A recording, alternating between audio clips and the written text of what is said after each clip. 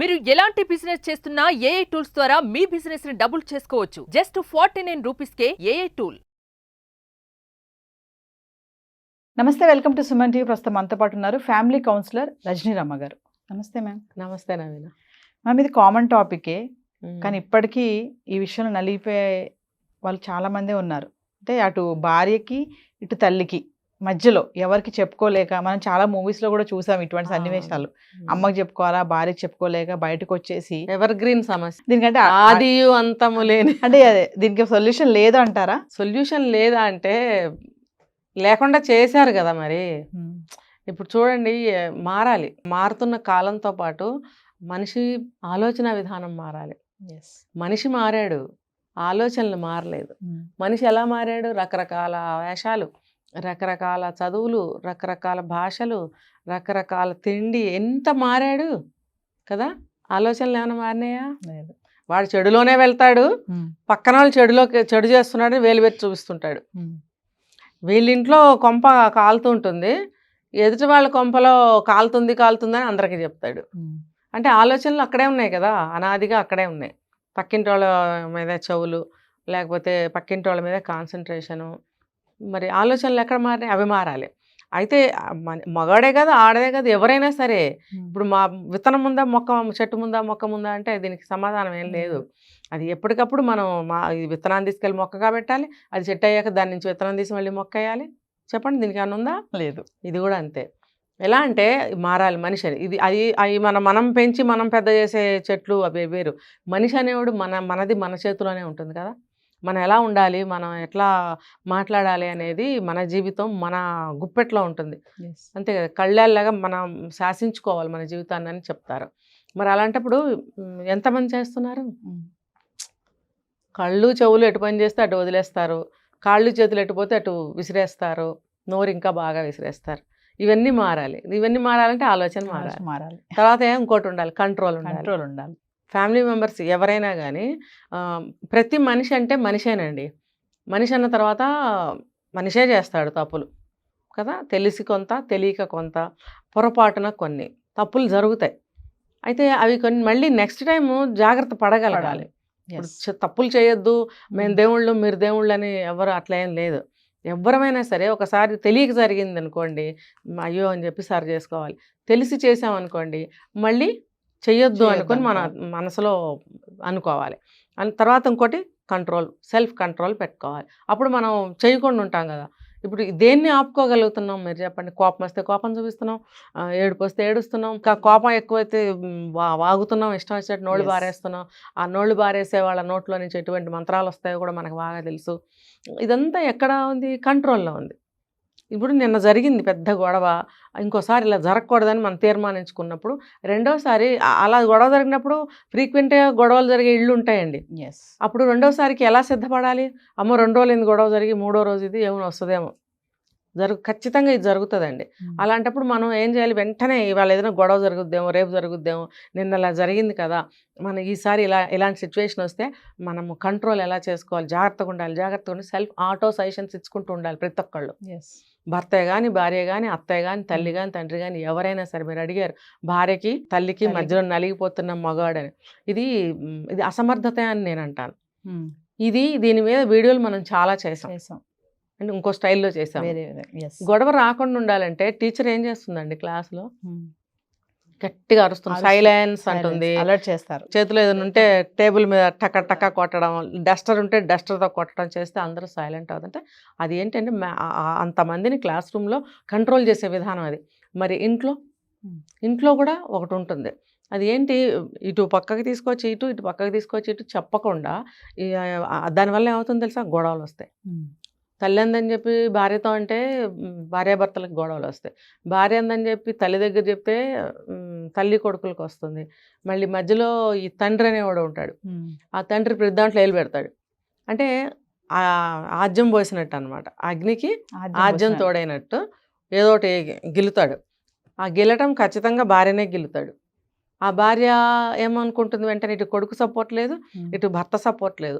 ఆవిడకి దుఃఖం, బాధ, ఆవేశం, శాతకాంతనం, ఏమీ అనలేని నిస్సహాయత ఇవన్నీ కలిగి ఆవిడ గట్టిగా ఏడవడమో, రివర్స్లో గట్టిగా అరవడమో జరుగుతుంది. అప్పుడు ఏమవుతుంది రచ్చ. ఒక విషయం చెప్పండి మేడం, మీరు మాట్లాడుతుంటే నాకు వచ్చింది ఒక ఐడియా. అంటే ఇప్పుడు మంచి భర్తగా ఉండడానికి చెడ్డ కొడుకుగా మారుతున్నారు అంటే ఏం చెప్తారు మీరు? అందులోనే ఉంది మరి, ఒకళ్ళకి మంచి అవుతున్నాడు కదా. ఇప్పుడు ఇప్పుడు న్యూక్లియర్ ఫ్యామిలీస్ అంటున్నారు, దూరం వెళ్ళిపోతున్నారు. అలాంటప్పుడు ఎవరికి చెడ్డ అవ్వాల్సిన అవసరం ఏంటండి? నీ ఇల్లు నీకుంది, నీ జీతం నీకుంది, నీది నీకుంది, వీళ్ళది వీళ్ళకు ఉంటుంది. నువ్వు ఉద్యోగ రీత్యానో, ఇల్లు చాలకనో, ఆఫీస్ దూరం అయ్యో లేదా ట్రాన్స్ఫర్ అయ్యో నువ్వు వేరే ప్లేస్లో ఉంటున్నప్పుడు ఎందుకు రావాలి అసలు గొడవలు? నువ్వు నీ భార్యతో ఉన్నంత కాలము అక్కడ మేనేజ్ చేసుకో. ఇక్కడికి వచ్చినప్పుడు ఎప్పుడైనా వస్తారు కదా, ఇక్కడికి వచ్చినప్పుడు ఇక్కడ మర్యాదలు ఇక్కడ పాటించుకుంటూ, ఇక్కడ ప్రేమలు ఇక్కడ చూపించుకుంటూ, ఇక్కడ హద్దులు ఇక్కడ పాటించుకుంటూ ఉన్నప్పుడు ఇక్కడ కూడా గొడవలు ఎందుకు వస్తాయి? రెండు సాధ్యం కాదు కదా మేడం, ఒకటి కావాలంటే వదిలేసుకోవాలి కదా. అదే ఇక్కడ గిల్లుళ్ళు ఎక్కువ ఉంటాయండి. చూడండి, ఇది ఇందాక నేను చెప్పాడు విత్తనం ముందా మొక్క ముందా అంటే చెప్పలేం. ఇప్పుడు ఒక కోడలు మంచిదైతే అత్త మంచిది ఉండదు, అత్త మంచిదైతే కోడలు మంచిది ఉండదు. ఖచ్చితంగా చెప్తున్నాను నేను, ఇది ఎక్కడన్నా రివర్స్ ఉంటారు 95% నాకు తెలిసి. ఆ మిగిలిన కాస్త కొంతమంది మంచి వాళ్ళు ఉంటారు. సాధారణంగా ఇలాగే ఉంటుంది. ఇలా ఉన్నప్పుడు చూసినా తప్పే అవుతుంది. అది వద్దులే అంటే కూడా తప్పే అవుతుంది. నన్ను వద్దంది, వద్దులే అంటే తప్పేంటి? ఇప్పుడు కాదులే అంటే తప్పేంటి? ఇప్పుడు అదే వాళ్ళ ఇంట్లో వాళ్ళ అమ్మగారో వాళ్ళ నాన్నగారో ఇప్పుడు కాదులే నడే ఇక్కడి నుంచి పదా ఇప్పుడు కాదు అని అన్నారు అనుకోండి, అబ్బా అస్సలు తప్పు అవ్వదు. ఇక్కడ కాదులేమ్మా చూద్దాంలే, ఇప్పుడు కాదులే ఆలోచిద్దాంలే అన్నాం అనుకోండి, ఎంత తప్పు అయిపోతుందో. అక్కడ అలా చెప్తే అసలు తప్పు కాదు, ఇక్కడ ఎలా చెప్తే ఎంత తప్పు. అప్పుడు ఒక కొడుకు అనేవాడు మంచివాడ చెడ్డవాడ నేను చెప్పను, స్వచ్ఛంగానే ఉంటాడు. పెళ్ళైనప్పుడు స్వచ్ఛంగానే ఉంటాడు. ఈ సిచ్యువేషన్ చూడంగానే భార్య ఇలా చూస్తుంది అనమాట. చూసి ముఖం తిప్పుకోవడమో ఇలా కళ్ళదుడుచుకున్నట్టు చేయడం అనగానే అతనికి చాలా బాధ కలుగుతుంది. నన్ను కని పెంచిన మా అమ్మ కదా, నా భార్యని అర్థం చేసుకోలేకపోయింది. 100% ప్రతి కొడుకు అనుకుంటాడు ఇలాగే. అనుకున్నప్పుడు భార్యకే సపోర్ట్ ఇస్తాడు. సారీ 100% అన్నాను, 95%. మిగతా 5% వాళ్ళు ఏం చేస్తారు తెలుసా? అమ్మ తప్పు చేసినా, భార్య తప్పు చేసినా భార్యనే అనే మొగుడు ఉన్నాడు. ఇది దారుణమైన పరిస్థితి. అటువంటి ఆడవాళ్ళు ఇంకా ఇంకా నలిగిపోవడం, బాధపడటం జరుగుతుంది అనమాట. కాబట్టి ఈ భర్త అనేవాడు ఏం చేయాలంటే ఎక్కడెక్కడ విని ఊరుకోవాలి. ఇప్పుడు చూడండి, ఒక చిన్న % సపోర్ట్ అనేది తల్లికి ఇవ్వచ్చు. ఎలా? మంచి సపోర్ట్. ఇప్పుడు భార్య అన్నదల్లా చెప్పిందల్లా ప్రతిదీ పట్టుకొచ్చి ఇక్కడ చెప్పడము, ప్రతిదానికి సపోర్ట్ ఇవ్వడం జరిగితే ఇవ్వద్దని నేను అనటం లేదు. ఇటువంటి మీరు అడిగిన ఈ సందర్భంలో అప్పుడు ఏమవుతుందంటే ఆమెకి కొంచెం బలం ఎక్కువైపోతుంది. ఇదేంటంటే ఇలాంటి సిచ్యువేషన్లో ఉన్న వాళ్ళకి మాత్రమే ఇది చెందుతుంది. ఇప్పుడు నేను మాట్లాడేది ఇది అందరికీ కాదు, ఎవరైతే అలాంటి పరిస్థితులు ఉన్నారో వాళ్ళకి మాత్రమే. అది తీసుకొచ్చి ఇక్కడ డిస్కషన్ చేయడమో, వాదన చేయడమో, లేకపోతే ఊరికి అడుగుతున్నానులే అని మొదలెడతారు. అది పెద్ద ఆర్గ్యుమెంట్లోకి వెళ్ళిపోతుంది. పెద్ద డిస్కషన్ అవుతుంది ఫస్ట్, తర్వాత ఆర్గ్యుమెంట్ అవుతుంది, తర్వాత పెద్ద పెద్ద గొడవలు అయిపోతాయి. అలా కాకుండా అక్కడ సరిచెప్పగలగాలి. నువ్వు మీ అమ్మకి ఏదైనా చెప్పాలనుకుంటే ఎప్పుడైనా సమయం చూసి, అమ్మ కొంచెం మనం ఇలా ఉంటే బాగుంటుందేమోనమ్మా, ఇది తను ఇట్లా అనుకుంటుంది, ఇది ఎంతవరకు కరెక్ట్ అంటావు అని అలా అడగాలి. అటు రెస్పెక్ట్ ఇస్తున్నట్టు ఇప్పుడు అడిగి తెలుసుకో నువ్వు ఫస్ట్ కదా. ఇప్పుడు కొంతమంది తల్లులు అబద్ధాలు ఆడే తల్లులు ఉంటారండి. ఇది ఎటు మనం తేల్చి చెప్పలేం, మన దేవుళ్ళు కాదు కదా, ఇలా కూడా ఉంటారు. ఇప్పుడు నువ్వు పుట్టి పెరిగిన దగ్గర నుంచి నీ తల్లి ఎటువంటిదో నీకు తెలుసు. నా తల్లి పరమ రాక్షసి, పరమ గంప గయ్యాళి అనే విషయం ఆ కొడుక్కి తెలిసిందనుకోండి, తెలుస్తుంది. చిన్నప్పుడు 25 ఏళ్ళు 30 ఏళ్ళు పెరిగినవాడు తెలీదా? చుట్టుపక్కల అందరూ అనుకుంటారు, ఇంట్లో కూడా తెలుస్తూ ఉంటుంది కదా. అలాంటప్పుడు ఇటు వచ్చి భార్య దగ్గర అలా మాట్లాడకూడదు. అలాగే భార్య అటువంటిదని తెలిసినప్పుడు అక్కడ అలా మాట్లాడకూడదు. తల్లి ఎటువంటిదో తెలిసినప్పుడు నువ్వేం చేయాలి? చాటుగా జాగ్రత్తగా, అమ్మ మనం ఇట్లా ఉంటే బాగోదు, గొడవలు వస్తాయి అని కొంచెం మెల్లగా చెప్పుకోవాలి. అంటే నేను ఇంకా మిగతా మ్యాటర్ అంతా నేను చెప్పను, వాళ్ళ కుటుంబ పరిస్థితిని బట్టి వాళ్ళు జాగ్రత్తగా మాట్లాడుకోవాలి. అప్పుడు ఆవిడ వింటుంది. వినకపోతే కొంతమంది ఉంటారు, ఏది ఏమైనా నేను విన్నరా అని అనే తల్లులు ఉంటారు. అప్పుడు ఏం చేయాలి? దాన్ని అసలు ఇటు నుంచి విన్నా అటు తీసుకెళ్ళి చెప్పకూడదు, వదిలేయటమే. ఎందుకంటే తల్లి వినదు, పరమ రాక్షసి. ఏమన్నంటే కింద పడి దొర్లు ఏడ్చే తల్లులు ఉన్నారు, అర్థమైందా? పొయ్యిలో వంట చేస్తూ ఆ పొయ్యిలో బూడిద మీద పడి దొర్లి కొడుకు దగ్గర ఏమంటారు ఏడుపులు బెడబొబ్బలు చేసిన తల్లిని నా కళతో నేను చూసి నటించేవాళ్ళు. దాన్ని ఏమనాలి? ఆ తల్లి ఎటువంటిదో ఆ కొడుక్కి ఖచ్చితంగా తెలుసు. తెలిసినప్పుడు ఆ తల్లి దగ్గరికి ఎటువంటి సమస్యని నువ్వు తీసుకెళ్ళకు, వద్దు, ఆవిడతో చెప్పి ప్రయోజనం లేదు. అదే కండిషన్ నీ భార్య దగ్గర ఉందనుకో, నీ భార్య దగ్గర కూడా నువ్వు ఎటువంటి స్పందన నువ్వు ఇవ్వకు, రెస్పాండ్ అవ్వకు, విని ఊరుకో. ఎందుకంటే నువ్వు మొదటి రోజు నుంచి కనుక ఏదైతే నువ్వు చేస్తావో అది నీకు రోజులు గడిచే కొద్దీ జీవితం చివరికి వచ్చేటప్పటికి నీకు శాపం అయిపోతుంది. నువ్వు జీవించడం కష్టమైపోతుంది ప్రతిరోజు.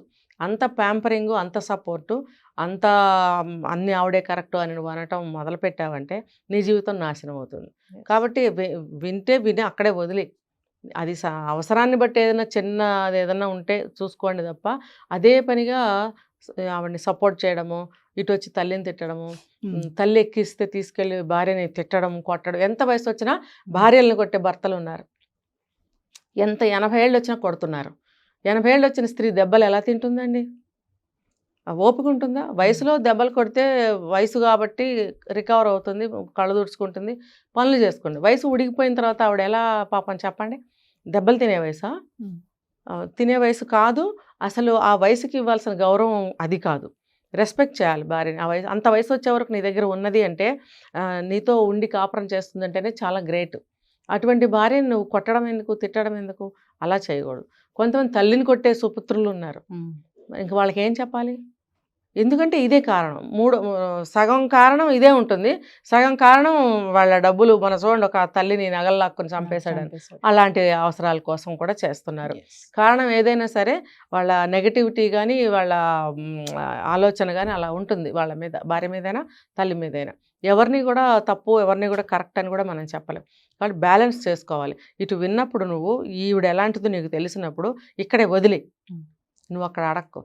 మళ్ళీ రెండోసారి పిలిచి అడుగుతుందండి మా అమ్మ, మీరు ఇలా అన్నారు అని అంటే రెండోసారి విన్నా సరే చూద్దామని చెప్పి వదిలి, అలా 2-3 సార్లు వదిలి. ఆవిడకి విసుగు వస్తుంది, అడగటం మానేస్తుంది. మళ్ళీ మళ్ళీ అడిగితే కూడా చిన్నగా ఏదన్నా దానికి తగ్గట్టుగా అక్కడ నువ్వు సమర్థించి జవాబు ఏదైనా చెప్పుకోవాలే కానీ ఇటు వచ్చి పెళ్ళాన్ని పిలుచుకొచ్చి నిలదీసి అడగటం, కొట్టడం, ఇంట్లోంచి గెంటడం చేయకు.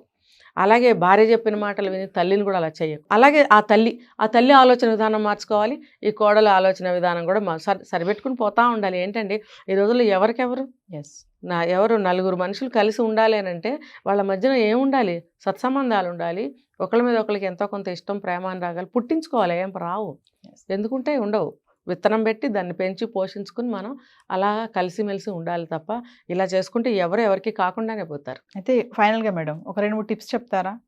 ఇద్దరి మధ్యలో నలిగిపోయే కొంతమంది ఉన్నారు భర్తలు, అటు తల్లికి చెప్పుకోలేక ఇటు భార్యకి చెప్పుకోలేక, ఏమైనా టిప్స్ చెప్తారా? అంటే అలాంటి సిచ్యువేషన్ వచ్చినప్పుడు వాళ్ళు ఎలా ఉండాలి? పెళ్ళైన మొదటి రోజునే చెప్పాను కదా నేను, పెళ్ళయింది, వ్రతం చేసుకున్నారు, చుట్టాలు వచ్చారు, భోజనాలు పెట్టారు, ఫస్ట్ నైట్ చేసాం, అమ్మయ్య కంప్లీట్ అయింది, వీళ్ళు వెళ్తారు, వాళ్ళ ఊరికి వాళ్ళు వెళ్తారు, అయిపోయింది పని, పెళ్ళి అయిపోయింది. ఒక నెల రోజులు తిరగకుండానే గొడవలు మొదలవుతాయి. 2 నెలలు 3 నెలలు చాలామందికి విడాకులు అవుతున్నాయి.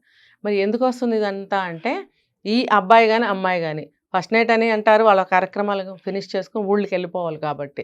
అయితే నేననేది ఏంటంటే చేసుకోవద్దని కాదు, నా ఉద్దేశం అది ఎందుకు చేసుకోవాలి, అది చేసుకోవద్దని కాదు. లైఫ్ బాగు చేసుకోవాలంటే ఏం చేయాలి? అక్కడ ఆగండి, కొంచెం బ్రేక్ పెట్టుకోండి. ముహూర్తాలు మంచివి వస్తూనే ఉంటాయి. లైఫ్ అంతా కలిసే ఉంటాం. లైఫ్ అంతా కూడా ఆ లైఫ్ని లీడ్ చేస్తూనే ఉంటాం, ఆ మ్యారిటల్ లైఫ్ని. ఆ ఒక్కసారి ఆగండి. అంటారు చూసారా, ఒక టర్నింగ్ వచ్చినప్పుడు మనకి ట్రాఫిక్ రూల్స్లో ఆగుము, నిలిచి వెళ్ళుము అంటారు. చూసారా? ఎందుకు అక్కడ ఆగండి, ఆ టర్నింగ్ కొంచెం డేంజర్, ఆగండి, అక్కడ ఆగండి, ఆలోచించి కొంచెం ముందుకెళ్ళండి అని దాని అర్థం. అలాగా ఇది ఇక్కడ కూడా వర్తిస్తుంది. అది ఆగండి, కొంచెం సేపు ఆగండి. మీరు ఒకళ్ళ ఇష్టాలు ఒకళ్ళు, ఒకళ్ళ అభిప్రాయాలు ఒకళ్ళు, ఒకళ్ళ ఆలోచనలు, ఒకళ్ళ బుద్ధి, వాళ్ళ మనస్తత్వం తెలుసుకోవడానికి ప్రయత్నించండి. ప్రయత్నిస్తే నిన్న చూశానండి, ఒక 50 years ఉంటాయి ఒక అతనికి. అతను భార్య చిన్నగానే ఉంది, ఒక 35 ఉంటే, లేట్ మ్యారేజ్ ఏమో, ఒక చిన్న కిడ్ ఉంది. అయితే ఆ అమ్మాయి చెవులకు కానీ మెళ్ళకు కానీ చేతులకు కానీ ఏమీ లేవు, డ్రెస్ ఉంది అంతే, పాప బాగానే ఉంది. అయితే ఇతను సెల్ ఫోనే చూస్తున్నాడు గంటసేపు చూస్తూనే ఉన్నాడు, అమ్మాయితో మాట్లాడలేదు. అంటే ఒక చోటకి వెళ్ళినప్పుడు సంగతి. అమ్మాయి పాపం ఆ పిల్లని చూసుకుంటూ అలాగే ఉంది, ఇతను సెల్ ఫోన్ చూస్తూనే ఉన్నాడు. అంటే ఆ బంధం ఎలా ఉంటుంది ఆలోచించండి. ఇప్పుడు భార్యతో కాసేపు మాట్లాడాలి, మెను ఏదో వస్తుంది ఆర్డర్ ఇచ్చుకోవాలి, ఏం కావాలి నీకు అని అడగాలి, లేకపోతే నీకు ఏది కావాలో అది ఇచ్చుకో అని అడగాలి. అటువంటిది ఏమీ లేదు అక్కడ.